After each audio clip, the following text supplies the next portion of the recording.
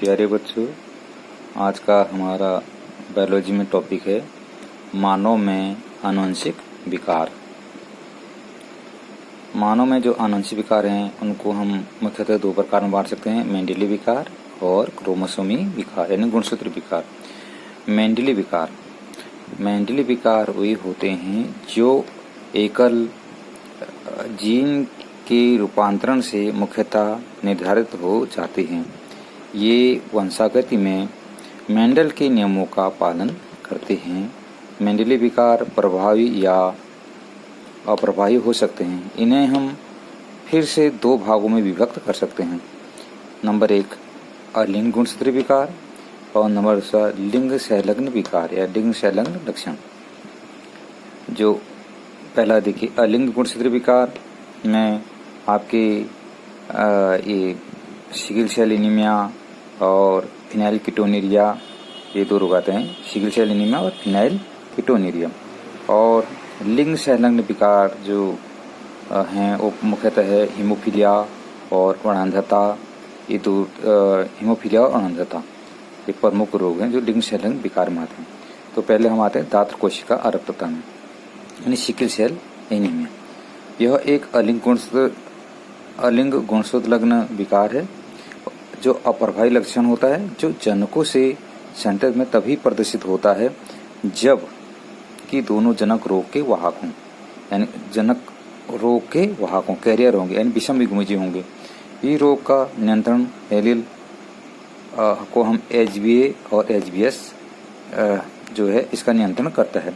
जो HbA ये प्रभावी होता है यानी नॉर्मल जो सामान्य हीमोग्लोबिन बनाता है, और ये HbS जो है ये सिकल सेल हीमोग्लोबिन बनाता है।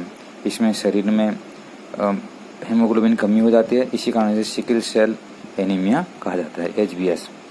अब जब HbS होंगे तभी रोग प्रदर्शित होगा, यानी जब वाहक होंगे दोनों और दोनों वाहक होंगे तभी HbS मिल सकता है। आप नीचे इसको देखेंगे। नंबर 2 है सिकल सेल एलील के लिए संयुग्मजी व्यक्ति केवल सिकल सेल हीमोग्लोबिन के कारण जीवित नहीं रह पाते, क्योंकि HbS जो है द्वारा निर्मित हीमोग्लोबिन में O2 की परिवहन क्षमता बहुत कम होती है। और HbS विषम युग्मी जब होगा या समयुग्मी जो HbS तो जीवित नहीं रहेगा। HbS होगा विषम युग्मी वाहक। ये विषम युग्मी जो है ये वाहक का कार्य करते हैं, लेकिन इनमें रोग प्रदर्शित नहीं होता है क्योंकि अप्रभावी जन है। अब इसमें देखेंगे जब हम एक RBC है एकदम नॉर्मल, उसमें देखेंगे तो एक गोलाकार लगभग उभयतल होंगे, गोलाकार होंगे जो नॉर्मल RBC हैं। और जबकि सिकल सेल RBC जो हंसियाकार हो जाते हैं और दराती के आकार के हो जाते हैं, लंबे होने लगते हैं। सिकल सेल RBC जो लाल त्रिकणिका है इसमें हंसियाकार हो जाती हैं। अच्छा, अब इसमें यदि हम एक इसमें जरा जो मैंने बताया इसमें कि रोग प्रभावित लक्षण रोग का प्रकट होगा करके, तो इसमें देखेंगे HbA HbS ये पर वाहक है और दूसरा माता भी इसकी वाहक है, पिता भी वाहक है। तो तब इसमें क्या संभावना है संतत होने की, HbA HbS। तो इसमें दो युग्मक इसमें बनेंगे HbA और HbS वाला और HbA HbS वाला।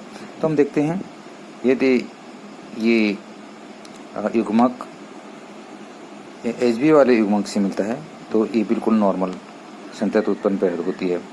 HbS वाला HbS से होगा तो ये कंडीशन बन जाती है कि जो व्यक्ति है वो रोगी होगा, पेशेंट उत्पन्न होगा जो बालक, और जीवित नहीं रहेगा क्योंकि हीमोग्लोबिन सिकल्ड हो जाएंगे और जिससे ऑक्सीजन की कमी हो जाएगी।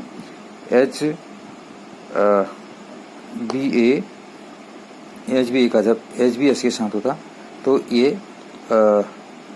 आपका कैरियर होगा। और तीसरी कंडीशन में भी आपका कैरियर HbS और HbA।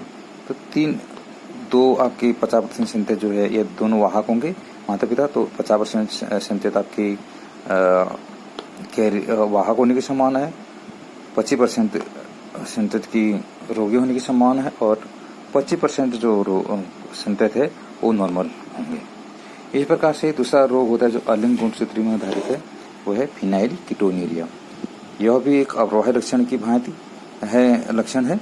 रोगी में फिनाइल एलेनिन को टायरोसिन में बदलने वाला जो एंजाइम है उसकी कमी के कारण फिनाइल एनिलीन एकत्रित हो जाता है, शरीर में एकत्रित हो जाता है और हानिकारक व्युत्पन्न में बदलता है, जिससे मानसिक दुर्बलता आती है। फिनाइल एलेनिन मूत्र के साथ भी उत्सर्जित होता है। इसमें जो व्यक्ति है वो मानसिक दुर्बलता का शिकार हो जाता है और इसमें जो फिनाइल एलेनिन है उसको टायरोसिन में बदलने के लिए जो एंजाइम होता है वो नहीं बन पाता। उपापचयी विकार है ये भी, लेकिन मेंडली विकार है। तो ये दोनों जो विकार हैं ये विकार आपके लिंग गुणसूत्र विकार हैं और लिंग सहलग्न विकार में आपके प्रमुखता है हीमोफीलिया और वर्णांधता, कलर ब्लाइंडनेस आते हैं। धन्यवाद।